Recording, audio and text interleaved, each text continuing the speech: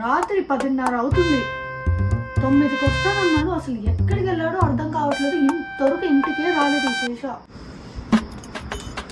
ఇంటికి రాని చెప్తా. అయిపోయాడు ఈరోజు.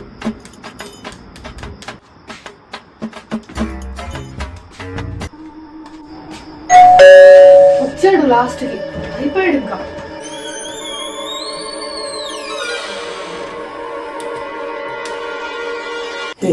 గుమ్మ ముందు గుడ్లు పోవాలని చిన్నవాడి ఆయన చేతిలో ఏంటి నన్ను గుడ్లుగా అంటావా? ఎన్నింటికి వస్తున్నానో రెండింటికి వస్తున్నావు. తొందరలో ట్రాఫిక్ అంతా దాటుకొని వచ్చేసరికి లేట్ అయింది. ఇది బెంగళూరులో సిల్క్ రోడ్. మరి నీకు రోడ్లన్నీ ఫుల్గా ట్రాఫిక్ ఉండటానికి ఇటలీ రోడ్స్ అని ఖాళీగానే ఉంటాయి.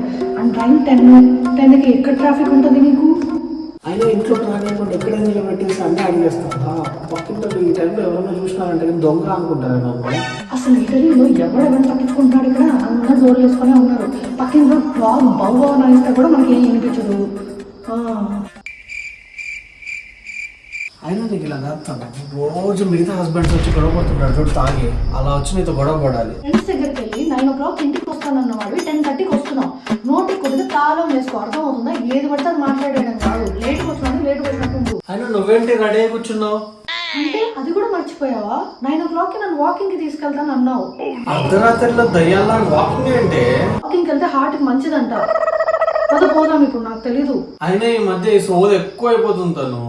ఇన్స్టాగ్రామ్ లో యూట్యూబ్ లో వీటిని చూసి అందరూ అలానే తయారవుతున్నారు. ఏంటి నీకొద్దా వాకింగ్? నీకు కూడా హార్ట్ ఉంది కదా. మరి దానికి వాక్ చేస్తేనే పని చేస్తుంది మంచిగా. అయినా ఇలా వెయిట్ చేసే బదులు నువ్వే వెళ్ళి వాకింగ్ చేసుకోవచ్చు కదా.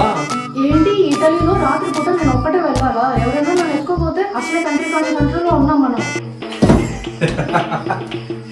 అయినా నిన్ను ఎత్తుకొని వెళ్ళి వాడేం చేసుకుంటాడు? 2 రోజుల్లో మళ్ళీ వెనక్కి తీసుకొని వస్తాడు. నేనైతే ప్రశాంతంగా ఇల్లు వాకిలి అన్ని మార్చేసి పక్కకి వెళ్ళిపోతా. నాకంతా తెలియదు. పదా తీసుకెళ్తానన్నా తీసుకెళ్ళు. ఇప్పుడు పోదాం పదా. ఏంటో తను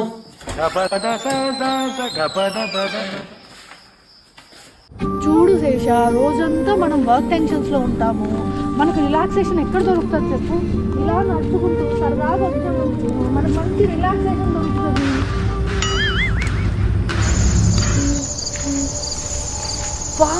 ఎక్కడ వదిలిపెట్టెళ్ళాడు? ఇలా పార్క్ తీసుకొచ్చి వదిలిపెట్టెళ్ళిపోయాడండి శేష.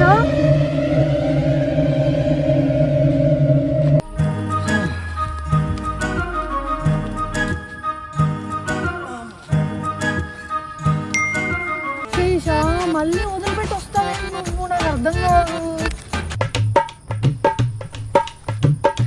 అబ్బా మళ్ళీ సెల్ పట్టుకుంటావేంటి నువ్వు?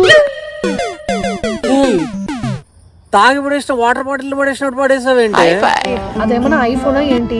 5 years గా వాడుకున్న రెడ్మీనే కదా. ఇంకోటి కొనుక్కోవచ్చులే. ముందు నాతో మాట్లాడతావా లేదా నువ్వు? సరే చెప్పే, ఏం మాట్లాడాలి నీతో? ఇంకా చల్లగా వీచే గాలిలో గాలా బొందా అలా గాల్లో ఎగురుతుందా ఈ ఎండిపోయిన ఆకులు? ఈ చీకట్లో నీకు మంచి ఫీల్ రావట్లేదా శేష? ఫీలా పాడా, నాకు నిద్ర వస్తుంది. అబ్బా అదంతా కాదు, ఏదన్నా సరదాగా మాట్లాడు ప్లీజ్. నాకు రాత్రి ఒక కళ వచ్చింది. ఏ కల్లో నేనున్నానా ఇంకో అమ్మాయి ఉందా? నిజం చెప్పు. ఇంకొక అమ్మాయి బొందా? అంత సీన్ లేదు. కాజల్ అగర్వాల్ వచ్చింది, వింటావా? సరే వింటాలే, చెప్పు. మనం అలా సరదాగా హిల్స్ లో ఓ టెంట్ వేసుకొని పడుకున్నామంట. ఏంటి కొండలంటున్నా? స్విట్జర్లాండా? ఎంతసేపు ఆ స్విట్జర్లాండ్ పిచ్చి అంటే నీకు? కాదు, ఇంతకీ మస్కిటో కాయిల్ తీసుకున్నావా మనం? కొండ అంటున్నావు, పెద్ద పెద్ద దోమలు ఉంటాయి శేష, కుట్టేస్తాయి. బయటంతా అరుపులు కేకలు వినిపిస్తుంటే ఏంటా అని వచ్చి చూశాను. క్యాంపర్స్ అందరు చనిపోయి పడున్నారు. చుట్టూ బ్లడ్, చెట్లు ఆకులు మొత్తం బ్లడ్తో ఉంది. అలా చూస్తూ ఉండంగా ఒక్కొక్క క్యాంపర్ చనిపోయిన క్యాంపర్ పైకి లేస్తూ ఉన్నాడు. అందరూ జాంబీస్ లా మారిపోయారు. జాంబీలా? అదేంటి? ట్రైన్ టు బూసాన్ మూవీ ఉందా? దాంట్లో జాంబీలకి చీకట్లు కనిపించవుగా, కళ్ళు కనిపించవుగా, మరి ఎలా వచ్చాయి? ఇది నా కళ, నేనే డైరెక్టర్. నువ్వు ఇలా మధ్యలో డిస్టర్బ్ చేస్తూ ఉన్నావంటే పాప్కార్న్ లా పాప్అవుట్ చేసేస్తా చెప్తున్నా. సరే డైరెక్టర్ గారు, మీ కళకి మీరే డైరెక్టర్, కంటిన్యూ చేయండి. లోపలికి వచ్చి తనులే అంటే పందిలా పడుకున్నావు. లేస్తే కదా. ఏంటి నన్ను పంది అంటావా? నేను స్టోరీని వదిలేసి తోకను పట్టుకుంటావేంటి ఎంతసేపు? అందుకే నేను అలా చేశాను. అసలు ఏం చేసావురా? టెన్షన్ వస్తుంది, చెప్పు ముందు. ఏం చేసావు?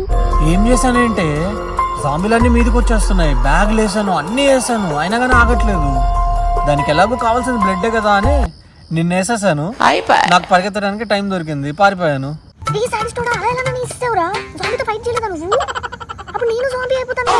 అయినా నువ్వు నన్ను కాపాడవుతాను. నువ్వు తెలుగు వండర్ ఉమెన్వి. తర్వాత ఏం చేసావు నన్ను?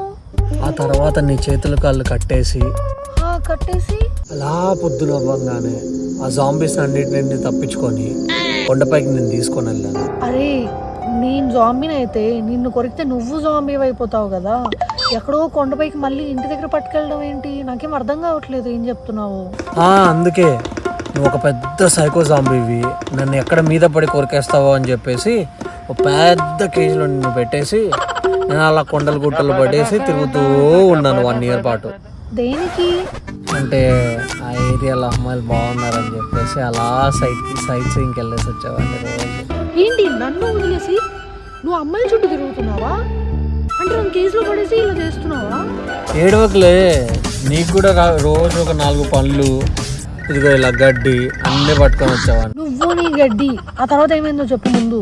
మన ఫైన్ డే ఒక మాంత్రికునితో కలిసి జాంబీకి ఒక విరుగుడు మందు కనిపెట్టాను. అయ్యా, ఆ విరుగుడితో ఇంకా నువ్వు నన్ను ఫైనల్ గా మనిషిగా మార్చేసావన్నమాట. అంటే మధ్యలో సారా జాంబీ అయి తిరుగుతుంటే తనకిచ్చేసాను ఆ విరుగుడు మందు.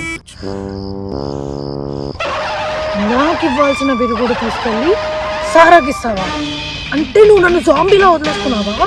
అంటే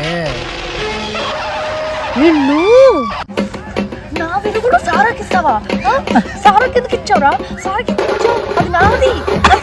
సారాకి ఎందుకు ఇచ్చావు? సారాకి నీ బాసే కదా సారా. నిజం చెప్పు, నీ బాసే కదా. బాస్తో తిరుగుతున్నావు నువ్వు. అది ఫస్ట్ ఎయిడ్ అవుతుంది. చెప్పు.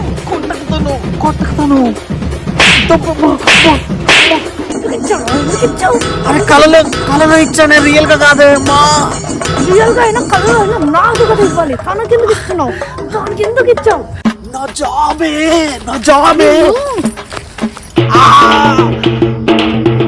తను జాంబీ అయిపోతే మన జాబ్ ఎట్లా?